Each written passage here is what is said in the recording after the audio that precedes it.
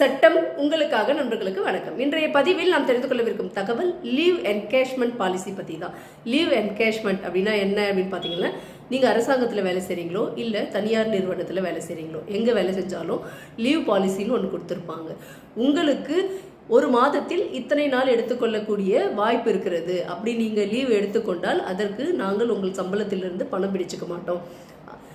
பணம் பிடித்து கொள்ளாமல் உங்களுக்கு லீவை கொடுப்போம். ஒரு வேலை உங்களுக்கு கொடுத்துருக்கக்கூடிய லீவை நீங்கள் எடுத்துக்கலன்னா, நீங்கள் வேலை செய்யும் பொழுதோ அல்லது நீங்கள் வேலையை விட்டு போகும் பொழுதோ அல்லது பணி ஓய்வு பெறும்போதோ எந்த சமயத்தில் வேண்டுமானாலும் நீங்கள் எடுத்துக்கொள்ளாத லீவுக்கு ஒரு நாளைக்கு இவ்வளவு அப்படின்னு சொல்லிட்டு அவங்க ஒரு நிர்ணயம் செய்து வச்சிருப்பாங்க உங்கள் மாத வருமானத்தை பொறுத்து.